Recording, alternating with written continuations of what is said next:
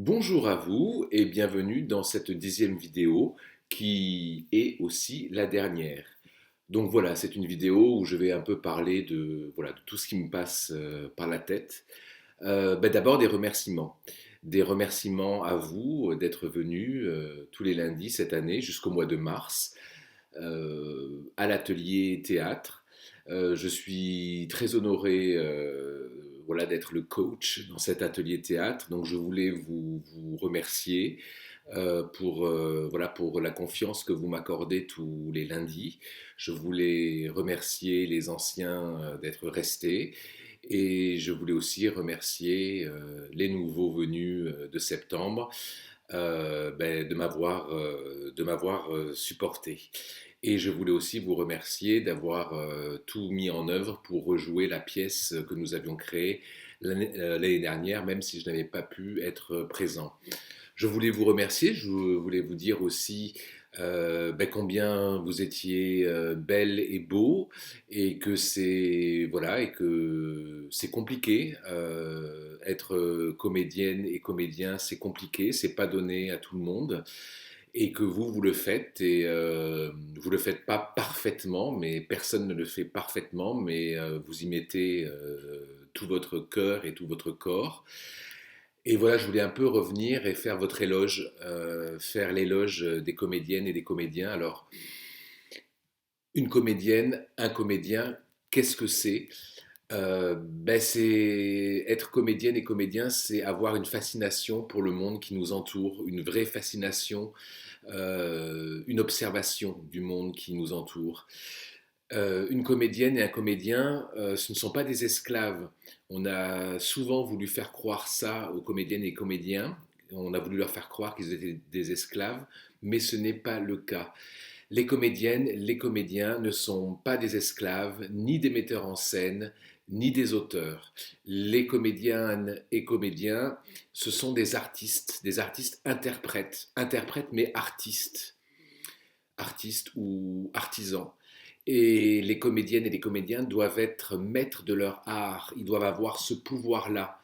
Ils doivent, les comédiennes et les comédiens, pouvoir s'imposer et imposer leur univers à un metteur en scène, et pas l'inverse. Les comédiennes et comédiens ne sont pas des êtres passifs en attente d'être désirés par un metteur en scène. C'était peut-être vrai avant, ce n'est plus le cas maintenant. Une comédienne, un comédien, ça a le pouvoir de tous les artistes qui créent. Le comédien et la comédienne ne font pas que interpréter, ils créent. Et sans eux, le théâtre n'est rien. Et surtout le metteur en scène, parce que le metteur en scène n'est pas un Dieu tout-puissant. Le metteur en scène, en fait, c'est un œil extérieur. Le metteur en scène, il est là pour assurer. Il est là pour être le garant. Il est là pour protéger les comédiennes et les comédiens quand ceux-ci se mettent en danger dans l'acte de création. Parce que dès qu'il y a un acte de création, il y a mise en danger. Le metteur en scène est là pour ça. Le metteur en scène est là pour vous protéger. Le metteur en scène est là pour créer un espace où vous puissiez lâcher prise, car c'est dans le lâcher prise, c'est lorsqu'on cherche, c'est lorsqu'on se perd, qu'on est dans l'acte de création. Le metteur en scène est là pour harmoniser tous les univers des comédiennes et des comédiens qui arrivent sur le plateau, pour ensuite qu'on puisse avoir une vision commune pour pouvoir la présenter au public. Mais la comédienne et le comédien sont des artistes. Ils ont emmagasiné des choses à l'intérieur et ils les redonnent sur scène. Pour les redonner sur scène, ils ont besoin de l'aide du metteur en scène pour pouvoir un peu contrôler et pour pouvoir harmoniser en fait tous les univers de tous les comédiennes et de tous les comédiens qui sont sur scène. Je voulais aussi vous parler de vous en tant que comédienne et comédien, et vous n'êtes pas n'importe lesquels. Vous êtes comédienne, comédienne et comédien du théâtre amateur. Et le théâtre amateur, c'est une très belle chose. Quoi qu'on en dise, quoi qu'on entende autour de nous, le théâtre amateur mérite une éloge. Le théâtre amateur n'imagine pas le pouvoir et la force de frappe qu'il a. Le théâtre amateur n'imagine pas sa liberté, qui est une liberté totale. Quand vous faites du théâtre amateur, vous avez la liberté de prendre des risques. Et cette liberté-là est fondamentale. Vous êtes en position d'être les laboratoires que le théâtre professionnel ne peut plus être à l'heure actuelle. Le théâtre, la recherche théâtrale, le travail du comédien, le travail de la comédienne est un travail de laboratoire. On explore des pistes, on cherche, on prend un chemin, on se rend compte que ce chemin c'est pas le bon, on en prend un autre, on imagine quelque chose, on n'y croit pas au début, et finalement il y a une petite étincelle, il y a quelque chose qui se crée. Et pour ça, il faut du temps. Et pour ça, il faut des structures. Et vous, en tant que théâtre amateur, vous l'avez ce temps, cette structure. Dans le théâtre professionnel, dans le théâtre que je fais, on n'a plus le temps de faire ça. Ce n'est plus possible. Vous, vous avez la possibilité de chercher. Vous avez la possibilité de transformer votre art en laboratoire. Et c'est lorsqu'on cherche, lorsqu'on a le temps, qu'on arrive à créer des choses qui sortent de l'ordinaire. Dans le théâtre amateur, vous pouvez encore monter des pièces avec 8, 9, 10, 15, 36 personnages. Nous, les professionnels, on ne peut plus. Dans le théâtre amateur, vous pouvez explorer des pistes, explorer des sentiments, explorer des histoires, explorer des structures. Vous pouvez vous perdre.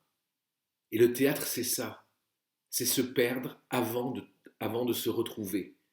Et nous, professionnels, ça, on peut de moins en moins le faire.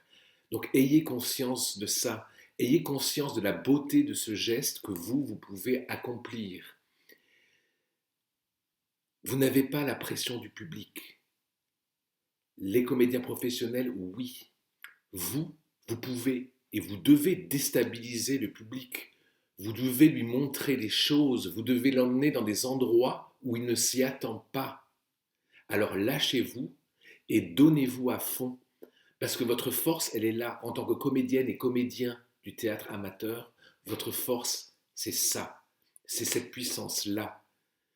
Et pour en revenir à vous particulièrement, à vous de Quinte-Foncegrive, sachez que la scène vous magnifie. La scène vous magnifie individuellement et vous magnifie en groupe. Et lorsque vous êtes concentrés et lorsque vous tournez tous autour d'une même histoire, d'un même but, ça se voit. Et je suis toujours admiratif quand ça vous arrive. C'est ce qu'on appelle un moment de grâce. C'est ce que les Espagnols appellent el duende dans le flamenco. Mais pour arriver à ça, il faut vraiment tout donner et ensuite faire le tri. Quand je vous dis allez-y à fond, c'est parce que pour pouvoir créer quelque chose, il faut d'abord mettre toute la matière sur scène et après, si le besoin s'en fait ressentir, on enlève. Mais il faut d'abord tout donner. Donc voilà, je voulais vous dire ça, je voulais vous remercier, car quand vous êtes sur scène, la plupart du temps, vous êtes à fond et c'est quand même vachement bien. Avant de clore cette vidéo et avant de passer à l'année prochaine, voilà, je voulais revenir sur le texte. Alors, je sais que le texte, en général, dans le groupe, vous en faites une montagne. Alors, le texte, il n'y a pas 36 000 solutions. En théâtre, comme je vous l'ai expliqué dans une vidéo, il y a plusieurs manières de travailler. La première, celle que j'utilise moi beaucoup, c'est la construction de la scène dans la tête, le canevas, où on teste et on improvise les personnages avec en tête le canevas de la scène. Donc on a nos directions, nos intentions, nos actions, et on travaille les personnages comme ça. Et le texte vient bien après. Il y a aussi la possibilité de répéter texte en main. Mais répéter texte en main, ça ne veut pas dire être accroché et complètement crispé sur le texte. Répéter texte en main, ça veut dire de temps en temps jeter un coup d'œil au texte pour voir si on est dans la bonne intention, si on est dans la bonne action, dans la bonne direction. Mais ça ne veut pas dire ânonner son texte en ayant le texte dans la main. Ça, ce n'est pas très productif. Et il y a la troisième façon de travailler, c'est en amont, vous apprenez le texte, et une fois que vous savez le texte, au tout début vous avez un peu de texte en main, mais très vite il part. Alors je ne sais pas, franchement je ne sais pas comment vous voulez travailler, mais à un moment donné il faut qu'on se décide. Parce que le texte, dans ce groupe-là, j'ai l'impression que vous en faites une montagne. Donc le texte, soit on l'apprend, soit on ne s'en sert pas. Mais on ne peut pas être tout le temps dans un entre-deux. J'ai l'impression que le texte vous terrifie et que le texte, l'apprentissage du texte, vous n'aimez pas ça. Et vous avez parfaitement le droit de ne pas l'aimer parce que ce n'est pas très intéressant d'apprendre un texte. Mais autant s'en débarrasser tout de suite. Il y a une méthode anglaise qui sert à, on va dire, à construire une journée type au travail. Ça s'appelle Eat the Frog First, ce qui veut dire manger la grenouille d'abord. Ce qui revient à dire que quand vous organisez votre journée, dès le réveil, vous faites les choses que vous n'aimez pas. Pour le texte, c'est pareil. Vous avez le texte, vous vous y mettez une bonne fois pour toutes et après, vous n'y pensez plus. Mais j'ai l'impression que cette histoire de texte, ça vous parasite pendant toute l'année. Donc là aussi, dites-moi la manière dont vous voulez travailler et moi, je ferai tout mon possible pour m'adapter à cette manière de travailler. Mais on ne peut pas avoir un pied dans le texte et un pied hors du texte. Donc, dites-moi ce que vous voulez faire avec ces textes. Il y a des troupes amateurs qui travaillent même sans texte du tout. Donc, dites-le moi, mais j'ai l'impression que chez vous, le texte est une douleur, que le texte est une crispation et que vous basez tout votre jeu sur votre texte et que si vous ne l'avez pas en tête, vous n'arrivez pas à rentrer et à vous concentrer sur vos personnages. L'année prochaine. Alors c'est très compliqué hein, de parler de l'année prochaine parce que vraiment, je ne sais pas vraiment quoi en dire. En tout état de cause, normalement, nous allons essayer de jouer le spectacle que nous devions jouer au mois de juin. Nous allons essayer de le jouer fin novembre, début décembre. Alors, pourquoi cette date? Parce que je me dis que ça sera plus tranquille pour pouvoir travailler ce spectacle que nous avons pour le moment pratiquement travaillé qu'à moitié. Donc ça nous laissera le temps vraiment de reprendre les bases et de pouvoir aller tranquillement jusqu'au bout de ce projet. Ça nous permet aussi de ne pas être dans la précipitation. Si la pièce de théâtre est prête avant, on enchaîne sur une autre pièce de théâtre, et si on est dans les temps, tout se passe bien. Donc ça, c'est pour la pièce que nous devions jouer au début du mois de juin. Après, en ce qui concerne l'autre partie d'année, j'ai pas mal de doutes.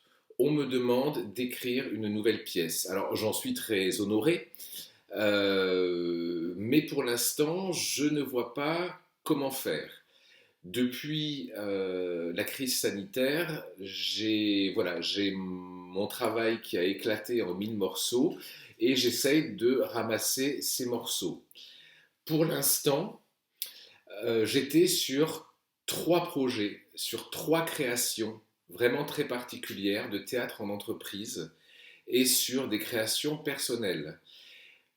Et en gros, tout est reporté et tout est reporté à l'automne, donc septembre, octobre, novembre. Je ne vais pas pouvoir écrire pour vous cet été. Je vais devoir beaucoup m'investir et beaucoup écrire pour ces projets pour le théâtre en entreprise et pour ce projet personnel pendant l'été, puisque en septembre, octobre, novembre, je vais avoir plein d'échéances et tout devra être prêt de ce côté-là. Donc je ne sais vraiment pas si je pourrais vous écrire quelque chose, même si certains me l'ont demandé et que ça me flatte beaucoup.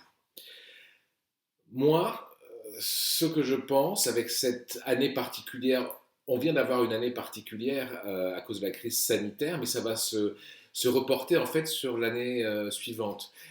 Donc, au mois de juin, je vais tenter de me plonger dans les œuvres complètes de trois personnes. Ces trois personnes, ce sont Feydeau, Labiche, Courteline. Ce sont les grands maîtres du vaudeville français, donc fin 19e, début 20e. Alors, Courteline, Labiche, Feydeau, pourquoi? Parce qu'ils ont une série de pièces courtes, des pièces en un acte ou en deux actes. Vous ne voulez pas monter ce qu'on appelle des pièces à sketch. Vous voulez monter des histoires globales. Je me dis que si on prend des pièces courtes, des pièces un acte, deux actes, ça permet de monter des histoires globales tout en étant extrêmement modulables. Feydeau, Labiche, Courteline, pourquoi? Aussi parce que c'est extrêmement bien écrit. C'est du comique, c'est du vaudeville, mais c'est le summum du comique et du vaudeville. Ce que j'aime bien chez eux, c'est qu'ils tournent en ridicule l'hypocrisie des bourgeois et le monde étriqué des petits fonctionnaires. C'est très satirique et ça permet d'interpréter une énorme galerie de portraits. Ça part de clichés, comme toujours dans le comique, et il faut qu'on sorte de ce cliché pour pouvoir habiter les personnages. Mais voilà, il y a des mères autoritaires, des fils un peu gauches, des vieux couples, des maris trompés, enfin toute la palette de la bourgeoisie guindée se retrouve dans ces pièces-là. Sans compter les pauvres bonnes qui sont très intelligentes mais qui se font houspiller par leur maîtresse. Donc je pense que ça pourrait être une piste pour nous. Je vais les relire, mais je vous invite aussi à les relire. Alors, à les relire. Et ce qui est bien avec Feydeau, Labiche, Courteline, c'est que les textes sont accessibles euh, gratuitement sur Internet en format PDF. Il suffit de faire une recherche Google. Il y a un site sur le théâtre français libre de droit et Feydeau, Labiche, Courteline sont libres de droit. Ce sont aussi des livres qui ne sont pas chers. Voilà ce que je vous propose parce que pour l'instant, moi, je vais passer un été à écrire et des mois de septembre, octobre, novembre à mettre en place des choses de manière très nerveuse, sans temps mort. Donc, je ne pense pas pouvoir écrire parce que pour écrire une pièce d'une ampleur comme celle qu'on devait jouer cette année, il faut extrêmement beaucoup de temps. Donc, moi, je vous invite à aller voir du côté de Feydeau, la Biche Courteline. Les pièces en un acte, deux actes, c'est modulable. Et surtout, ça permet de travailler le rythme. Et j'espère que vous avez bien compris que le rythme en comédie, c'est extrêmement important. Donc voilà pour un peu les idées que j'ai pour l'année prochaine. Et bien sûr, si vous voulez qu'on en discute, il n'y a pas de souci. Vous avez mon numéro de téléphone. Je ne réponds pas souvent tout de suite, mais je rappelle, vous avez mon mail aussi. Je suis un peu plus réactif par mail que par téléphone.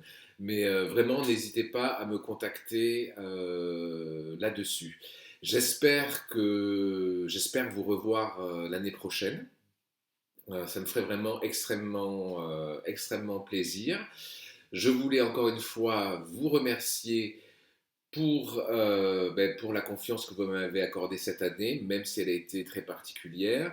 Et j'espère que les nouveaux venus, ceux qui sont venus en septembre, ne sont pas trop déstabilisés, pas trop frustrés de ne rien pouvoir présenter là au mois de juin. Donc, j'espère pouvoir vous voir quand même avant les grandes vacances, histoire, alors bien sûr, en gardant nos distances, Mais voilà, s'il y a une possibilité qu'on se retrouve dans un jardin, histoire de boire un verre de l'amitié, ça serait avec plaisir. Et sinon, je vous souhaite de bonnes vacances et je vous dis, j'espère, à bientôt. Ciao.